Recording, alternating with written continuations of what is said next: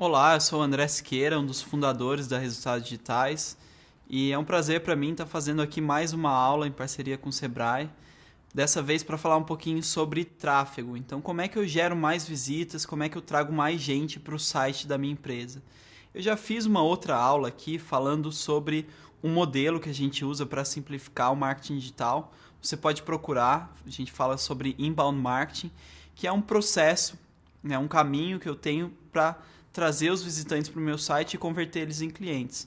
É muito bacana você assistir aquela aula também, porque ela dá a visão de o que eu faço depois com esse tráfego, que é o tema principal de hoje. Então a gente vai dividir esse tema hoje em quatro grandes blocos, e o primeiro que eu vou falar aqui é sobre a produção de conteúdo.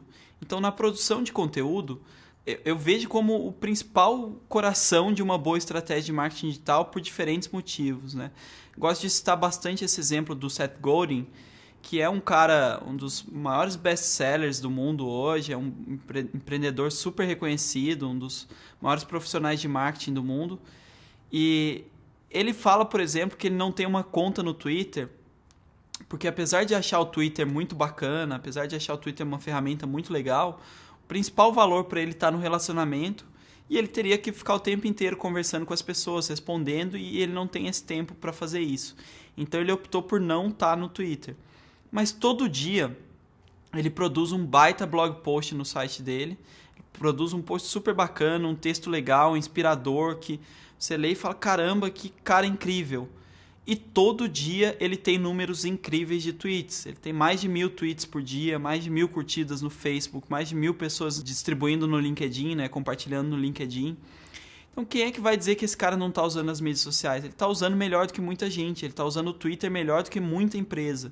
Por quê? Porque basicamente ele entende que o conteúdo de qualidade é a alma da internet. Muita gente fala que o conteúdo é rei, o conteúdo é tudo, é o que as pessoas mais fazem na internet, é justamente indicar coisas que elas acharam relevantes. Então eu uso isso como exemplo porque o conteúdo é para mim o grande ponto de partida para a sua empresa conseguir se destacar um pouquinho mais na internet. Então vejo em vários casos isso acontecendo. Por exemplo, a Soap é um cliente nosso que vende apresentações corporativas. O que eles fazem?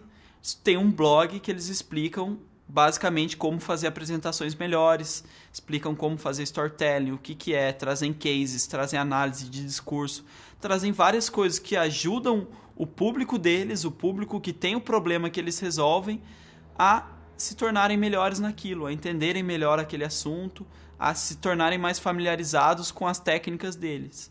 E isso é uma excelente forma de você construir uma reputação, de você construir credibilidade. Quando a gente está produzindo conteúdo, a gente está o tempo inteiro se colocando à prova, a gente está se colocando à mostra, vira teto de vidraça ali, né? Se eu tiver alguma coisa errada, as pessoas vão bater. Mas por outro lado, eu tenho esse bônus que é, eu sou o cara que é visto como referência. Né? Os grandes, quem são as pessoas que você lembra que são excelentes chefes de cozinha? Muita gente, quando eu faço essa pergunta ao vivo, o pessoal me responde, Jamie Oliver, alguns caras famosos, eu pergunto, por que você percebe esse cara como uma grande referência?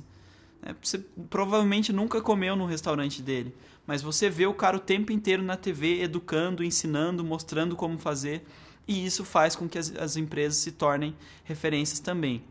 Muita gente que fala, poxa, mas na Resultados Digitais vocês falam de marketing digital, é um assunto super legal. A Soap fala de apresentações, é um assunto super legal.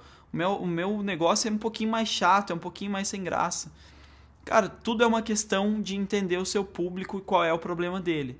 Isso aqui é um cliente nosso, por exemplo, que chama Teclan. Eles têm um software para gestão de call center. Se você perguntar, André, gestão de call center, se call center não é um saco? É um saco, eu acho chato pra caramba, mas eu não sou o cliente deles.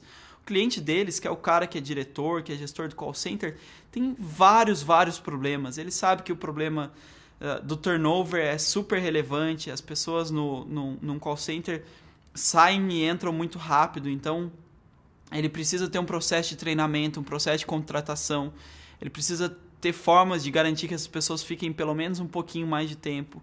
Esse cara tem problema em segurança da informação. Há algum tempo, talvez você se lembre de um caso da NET, que um funcionário pegou o telefone e mandou o WhatsApp para uma cliente, deu um mega problema. Eles têm problemas de acústica no ambiente, enfim, tem uma série de coisas que são dificuldades para esses caras. Se a Teclan produz um conteúdo que ajuda esses caras, naturalmente eles vão ver ela como uma referência e como alguém que entende do assunto. E quando o assunto é difícil e chato assim, é ainda melhor, porque ele é menos concorrido. Quantas pessoas falam de apresentação e concorrem com a SOAP? Quantas pessoas falam de marketing digital e concorrem com a RD? Então, todo mundo está brigando por posições no Google, está brigando por atenção das pessoas. Agora, um caso como a Teclan, tem pouquíssimas pessoas, pouquíssimas empresas falando sobre gestão de call center. Então, quando um gestor de call center cai no site da Teclan, cai no blog da Teclan, aquilo é para ele a oitava maravilha do mundo. Ele vai começar a acompanhar porque ele deixa de se sentir sozinho, ele encontra a informação que muitas vezes vai ajudar e que é útil para esse cara. Então dá sim para entender um pouquinho melhor o seu público e chegar a um conteúdo que seja interessante, que seja relevante para ele. Faz muita diferença para a maioria dos negócios você ter um editor. Por que eu falo isso? Para garantir uma visão unificada. Porque muitos negócios falam para mim, poxa André, mas eu não consigo contratar um cara aqui, meu negócio é pequeno, não dá para eu ter uma pessoa focada só em escrever o tempo inteiro. Isso aqui é muito difícil. Então pega alguém do trabalho e tira uma parte do tempo dela para ser editor. E distribui conteúdo entre as pessoas. Pede para uma pessoa escrever de um departamento, pede para outro departamento escrever. Você só precisa de alguém que garanta que aquilo vai sair e que faça todas as revisões, que garanta que está alinhado com a visão da empresa, com a estratégia da empresa, com todo o posicionamento que a empresa optou por investir. Então, você tendo uma pessoa para alinhar isso já é mais que suficiente muitas vezes. Agora, se você tiver alguém para escrever, para dar conta do processo inteiro, legal, melhor ainda, né? Isso pode ajudar bastante também. Outra opção, muitas vezes, é terceirizar, mas mesmo nos casos em que você terceiriza, eu acho importante ter alguém dentro da sua empresa olhando, pelo menos, para como está saindo essa produção, garantindo que está tudo bem alinhado com a sua estratégia. Ponto bem importante, a gente fala, mas sobre o que eu vou escrever, como é que eu vou escrever? Posicionamento, esse é um livro do Maurice Jack Truth, um livro muito bom, escrito há décadas atrás e que cada vez ele parece mais atual. O posicionamento, muitas vezes a gente fala, a minha empresa vai se posicionar assim, minha empresa vai se posicionar assado. O posicionamento ele não acontece dentro da empresa, ele acontece na cabeça do seu potencial cliente. O posicionamento é como o seu potencial cliente te vê, ao que ele te relaciona, esse tipo de coisa que passa pela mente dele e que é construída aos poucos. Então, o posicionamento na cabeça do seu cliente, na verdade, ele é resultado de uma série de interações que ele vai ter com a sua empresa. E isso inclui o seu blog. Então, na hora de pensar nos assuntos, na hora de pensar um pouquinho em como vai ser o seu blog, que tipo de assunto você vai tratar, pensa em qual posição você vai construir na cabeça desse cara.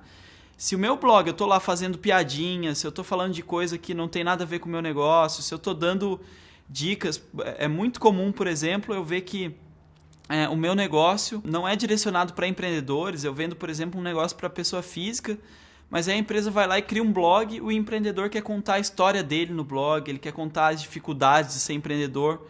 Cara, isso não tem a ver com o seu público, isso não é uma posição que faz sentido.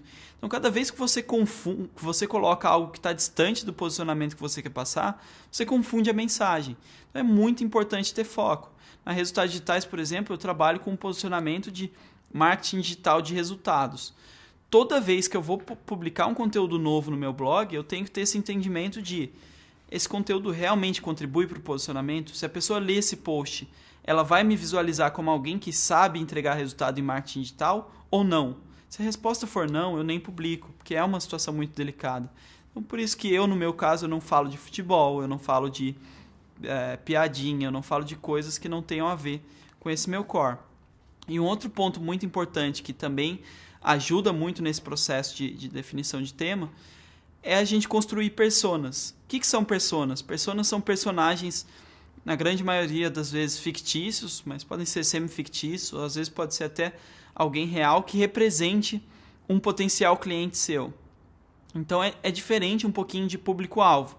Público-alvo eu vou falar, é a idade entre 18 e 30, sexo masculino, moradores da região da Grande Florianópolis.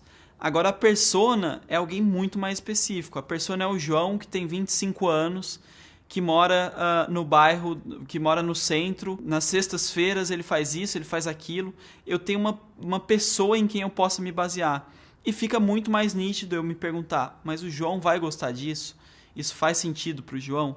Então eu tentar entender um pouquinho os diferentes tipos de público e chegar a alguns estereótipos, né? Algumas pessoas que representam mais claramente quem é o meu público, ajuda a ter uma visão muito mais clara de para quem eu estou direcionando o meu conteúdo e o que eu vou escrever.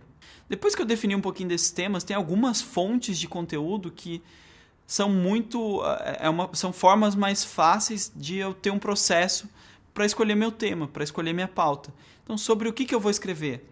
Vou falar de 6 fontes aqui que em geral funcionam. Primeira, mais comum, que a gente mais vê, brainstorming.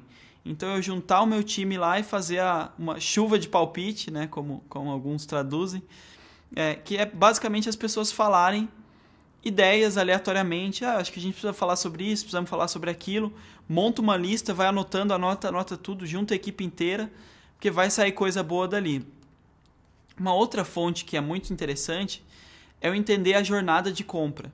O que é a jornada de compra? É eu saber o que o meu cliente precisa entender antes de comprar de mim. Então, quais são as informações, o que faz esse cara se sentir interessado, o que faz esse cara perceber que ele tem um problema, o que faz esse cara entender melhor como ele vai resolver esse problema e o que faz esse cara me escolher. Então, se eu mapear exatamente o que o cara precisa no passo a passo, eu consigo chegar a boas ideias de conteúdo. A gente explica isso bastante na outra aula em que cobrimos mais o tema inbound marketing. Outra fonte muito valiosa de conteúdo é você ter interações e descobrir as necessidades dos times de vendas, atendimento e suporte. Esses caras estão no front o tempo inteiro, eles estão lidando com o cliente toda hora. Perguntar para eles o que o cliente tem de dúvida, o que o cliente pergunta aqui, quais são os questionamentos mais comuns, quais são os interesses mais comuns, quais são as coisas que quando você fala, ele brilha o olho, ele se sente interessado. Essas são as melhores pautas possíveis, porque elas representam um entendimento muito claro do interesse das pessoas. Eu posso usar também referências externas. Então, posso ver, por exemplo, o que alguns concorrentes, posso olhar para fora do Brasil, o que meus concorrentes de fora estão fazendo, o que meus concorrentes de outros estados estão fazendo, o que eles estão publicando de conteúdo que faz sentido. Óbvio que eu não vou copiar o conteúdo deles, não faz muito sentido eu fazer isso, mas eu posso ter uma releitura, eu posso ter uma visão minha em cima do tema, se eu entendo que aquele tema é relevante para a minha empresa também. Existe um tipo de post que a gente chama de posts oportunísticos, que são posts que eu relaciono também com algum acontecimento recente, com alguma coisa que está acontecendo no mundo e que eu posso trazer para o meu negócio. Então, por exemplo, eu me lembro de um post que eu fiz na Resultados Digitais, quando o Brasil perdeu para a Alemanha na Copa, falando sobre as lições que isso podia trazer do marketing digital, as 7 lições que eu podia aprender com a derrota do Brasil na Copa. Era um post de oportunidade, aquele era o assunto do momento, eu puxei uma relação e trouxe para o marketing digital e foi um mega sucesso, foi super bem repercutido, várias pessoas compartilharam.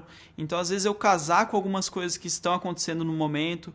Também posso usar o oportunístico no sentido de teve um lançamento novo no meu mercado, teve uma lei nova que entrou em atuação. Então, alguma coisa que está acontecendo especificamente no momento que funcione, que faça sentido para o meu negócio, eu posso trazer isso para o meu conteúdo também. E, por fim, a pesquisa de palavra-chave. Eu vou falar um pouquinho mais sobre esse tema no próximo bloco, mas que é basicamente eu entender o que o meu cliente está procurando no Google e aí eu tenho um conteúdo para tentar atender esse cliente. Uma última dica que eu coloco é, na internet as pessoas elas não leem, elas escaneiam muitas coisas. Em geral, elas estão com várias abas abertas no navegador, estão fazendo várias coisas ao mesmo tempo. E elas precisam entender mais rapidamente se o conteúdo é bom, é interessante para elas ou não. Como é que elas fazem isso? Elas escaneiam o texto, elas dão uma olhada rápida. E você pode ajudar o seu texto, você pode ajudar essas pessoas se o seu texto estiver preparado para isso. Então, quais são as dicas aqui? Use parágrafos curtos, quebre em vários subtítulos ao longo do texto, use imagens, isso tudo torna o seu texto muito mais amigável e muito mais apropriado para a experiência dessas pessoas na web. Então, tem muito mais que a gente poderia falar sobre produção de conteúdo, o nosso tempo aqui é limitado, mas se você entrar lá no site da RD, se você buscar um pouquinho mais de informação, tenho certeza que você vai encontrar várias coisas para conseguir um pouquinho além. Beleza? Então a gente falou sobre a produção de conteúdo. No próximo bloco a gente fala um pouquinho mais sobre otimização desse conteúdo para as ferramentas de busca. Valeu, até lá!